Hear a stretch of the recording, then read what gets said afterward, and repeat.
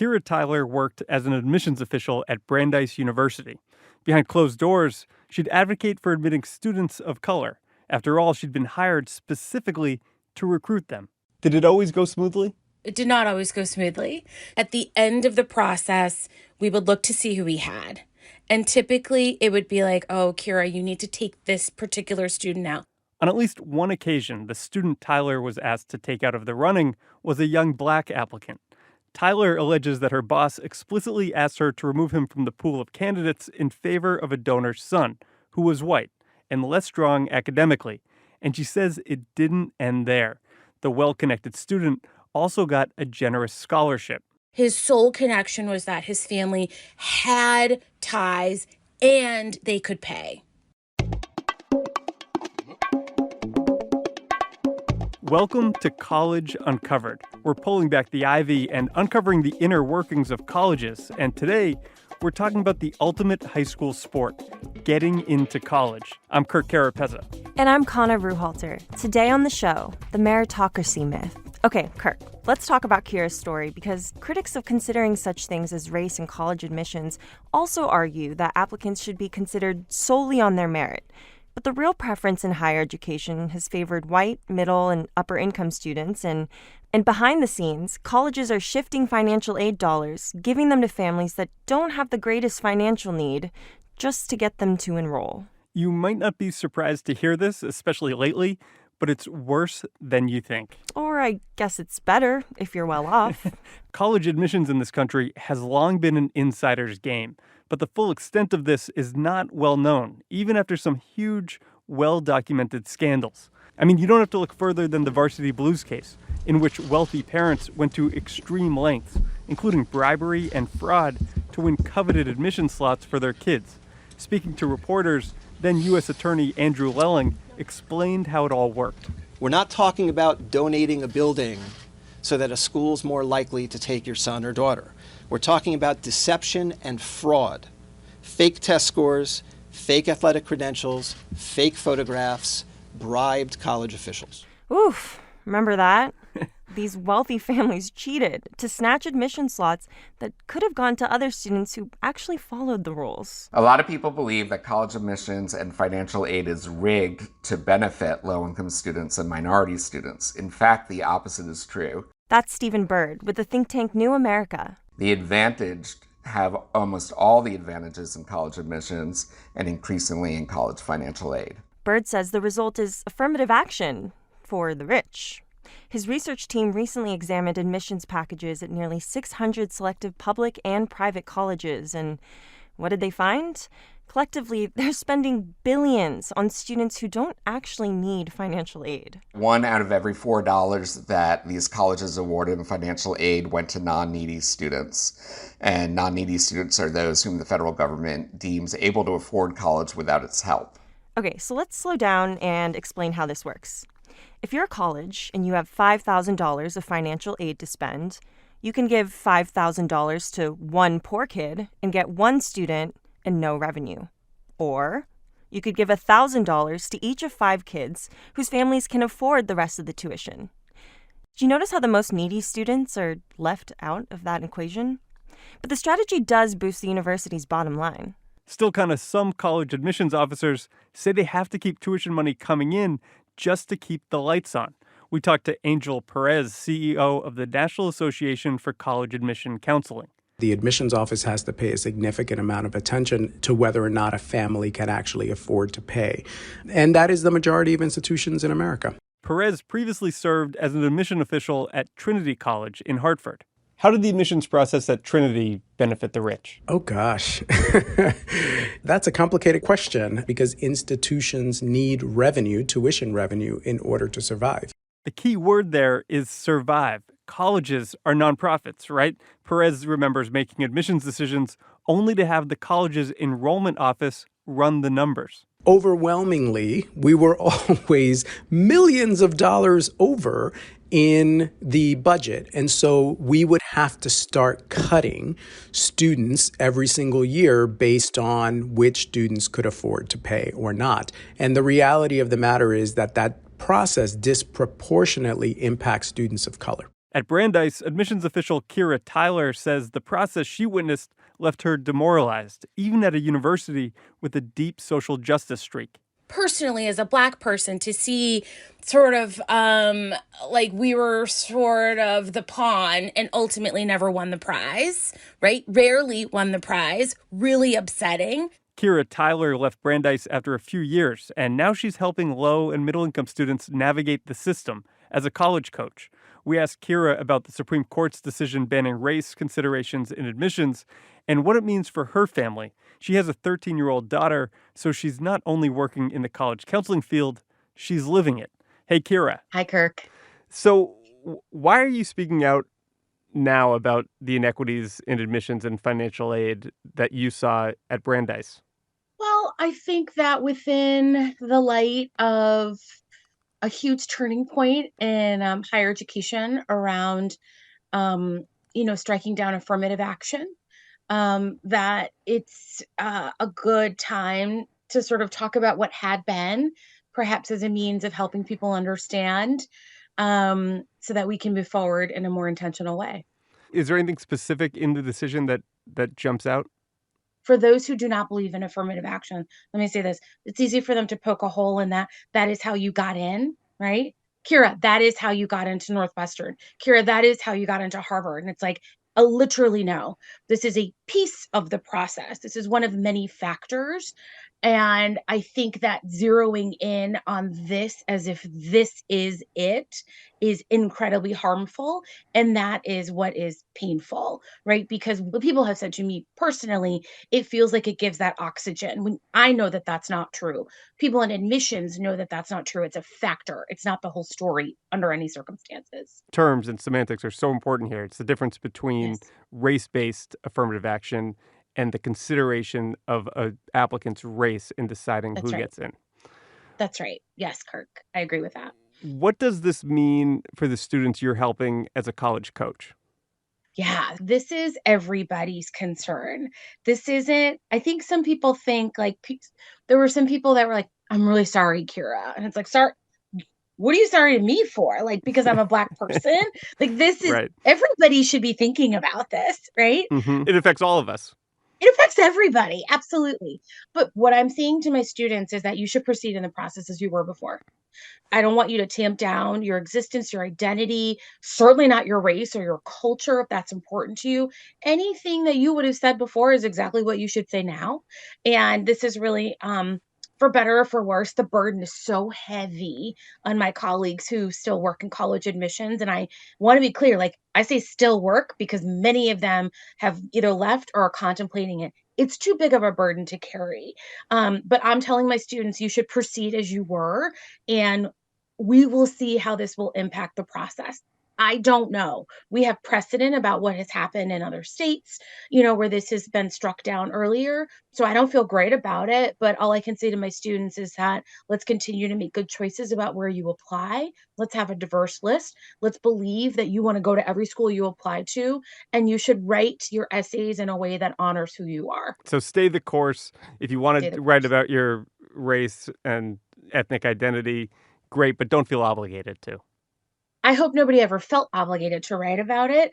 But if it's an important piece of who you are and you've wanted to share it, culture, gender, identity, activity, whatever, you should still proceed in that fashion. I understand you also have a mixed race daughter who's in middle school now. What do you think this new landscape will mean for her? Do you all talk about it? Yes, Kirk. Of course we talk about it. I can't help myself. Um, It's a lot I for a middle school kid. It's a lot for a middle school kid. You haven't met my middle schooler. I will say straight away, if you met her, you would understand what I mean when I say that. She's a real special kind of sprite. Um, Yes, I mean, her whole life, truly her entire life has been mom working to help children get into college. And so we don't talk about that all the time, but she's certainly, been playing next to me when she was little with toys, watching me or listening to me give a webinar, have a meeting with a student, talk to them about their physics grades, whatever, right? So she is fully literate in what the next couple of years will mean for her. From the perspective of she is going to college. She loves school. She understands the value. She's excited for the opportunity. In terms of her process, I say to her, we're just going to continue on and look at schools that you feel are a great fit for you. And mom will help you with that, or mom will help you find somebody who, so that we don't butt heads, you can talk to about that. I will be honest though, we have a trip to Atlanta in January planned, and it's for she's an actress. It's for theater, but I decided we're going to tack on a day to do some visits, and we're going to go visit Emory and we're going to go visit Spelman, because I think it's really important. Um, Hmm. I didn't go to an HBCU. My dad did. But the idea that like that becomes more of a reality, I think, within this climate, a place where my kid can authentically feel like she can be fully herself, right? However she wants to identify. Hmm. We're excited about that. And So your family isn't alone in that, right? We've seen a huge spike in the number of students considering applying and going to historically black colleges and universities. that's right. And I personally feel a little bit guilty in that it shouldn't have taken this for people to realize how strong of institutions there are that offer that really unique and enriching experience, right? Like, I am now being much more thoughtful about suggesting HBCUs to my students, just bringing it up. And they can decide what makes sense for them. I went to a conference in July, and one of the big takeaways was that, like, a reminder that, like, HBCUs are for everybody. And they're like, we're going to proceed as we have, and we will likely get more students, and we should, because we're great institutions. And so I want to be more intentional about that. And that actually, for me, starts in my own family. So now that colleges can't legally and explicitly consider race in admissions, as a college coach, but more importantly, as a mom, what would you like to see them do to maintain and increase racial diversity on campus? I would like to see them uh, actually have their recruitment strategies reflect those practices, right? So that was one of the things that was talked about, um, right after the decision came out, and even before, is like potential strategies. Like, we're gonna visit places we haven't typically gone. We are going to think more carefully about zip code. I heard reference to name, and that struck me immediately as not the right way to be Right. doing it, right? That's not data necessarily, but certainly actually visiting schools, showing up at places you typically don't, partnering with organizations you typically don't. I appreciate that.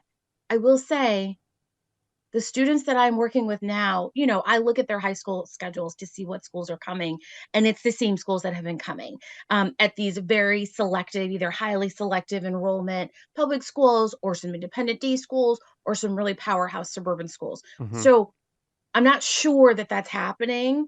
It may be that it can't happen this year because travel was already planned. There's not enough time to shift course, but I really do think that the future lies in that, like it's like campaigning, right? It's shoe leather. Actually, like, going out and going to these schools that you don't go to. Don't go to the selective enrollment schools in Chicago where I live. Instead, let's go to some more of those neighborhood schools where they don't even know what their opportunities are. Like, why don't we help seed that instead? Where some students aren't even thinking about college until the Yes, beginning of their senior year, best that's case right. scenario, and the end of senior year, worst case Sure. scenario. Yeah. But as you know, recruiting is expensive, right? And the schools with all the money have been doing this recruiting for years, and basically everybody else can't afford to necessarily do the kind of recruitment and outreach that you're describing.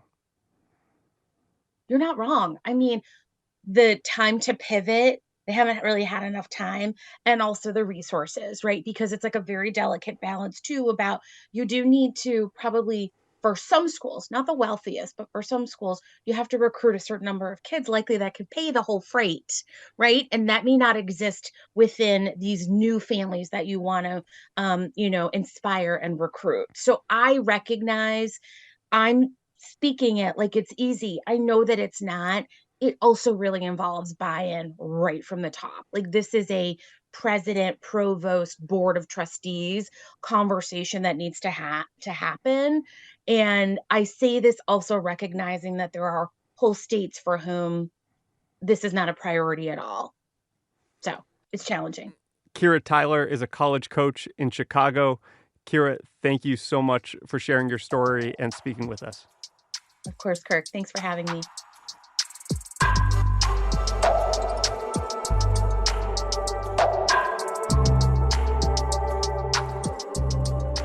This is College Uncovered from GBH. I'm Kirk Carapezza. And I'm Kana Ruhalter. While colleges are giving more financial aid to families that don't necessarily need it, the net price of college, the amount that families actually pay after discounts and financial aid, is rising faster for lower-income students. I mean, can you believe that?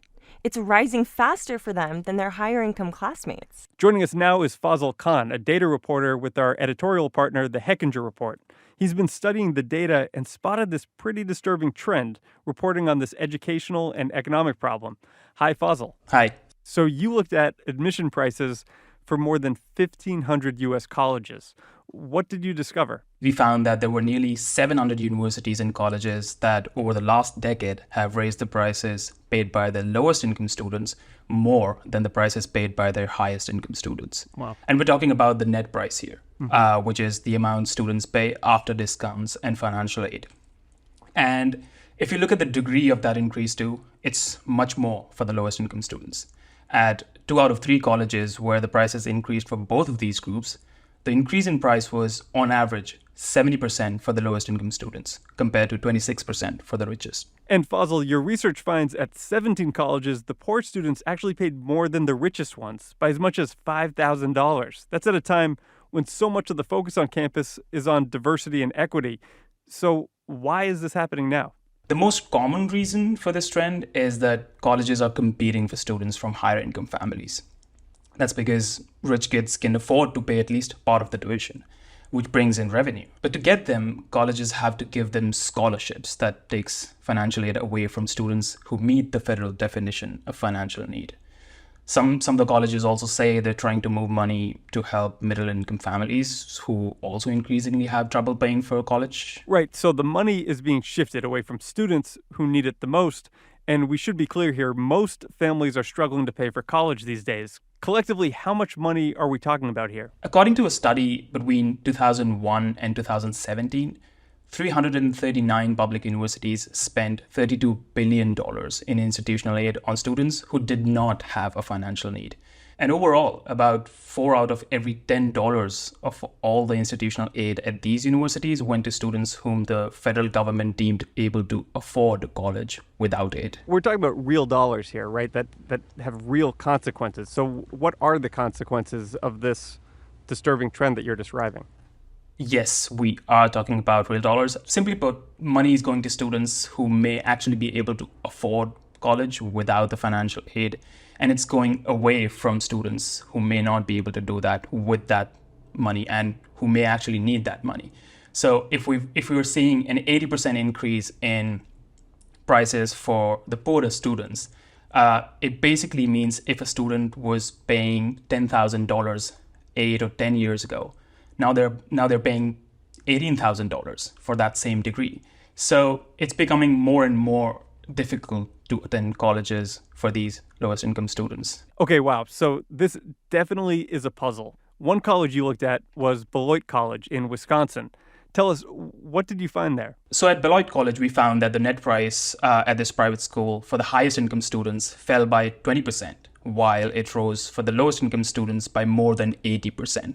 So you're seeing a trend here where not just that prices are rising for both the income groups, which you would expect because 10 years later, inflation and everything. But you're also seeing instances where prices are actually getting lower for highest income students and increasing for the lowest income students, which is completely against what you would expect to be happening. It should be getting cheaper for lowest income students to attend colleges instead of getting more expensive for them. Beloit's not alone, right? I mean, you have other examples where the same thing is happening. It's happening at several other colleges. For example, the net price for the wealthiest students at Connecticut College rose by about 9%, but for the lowest income students, it went up 235%, which is a massive increase. How did the colleges respond to your reporting? Did you hear from them after you published? Some of them said that there's only so much money to go around. So that's one of the main reasons that we heard from some of the colleges that got back to us, but a lot of them didn't respond. Fazil Khan is a data reporter with the Hechinger Report. Fazil, thank you so much for your reporting and for your time. Thank you so much. This is College Uncovered from GBH and the Hechinger Report. I'm Kirk Carapezza. And I'm Kana Ruhalter. Our show is created by Kirk. And John Marcus, and it's edited by Meg Woolhouse. Gary Mott and David Goodman are our mix engineers. All of our music is by college bands. Our theme music is Groundswell by Left Roman out of MIT. College Uncovered is made possible by Lumina Foundation. We would love to hear from you. Send us an email and tell us what you want to know about how colleges really operate. And if you're with a college or university, tell us what you think the public should know about higher ed. Thanks so much for listening.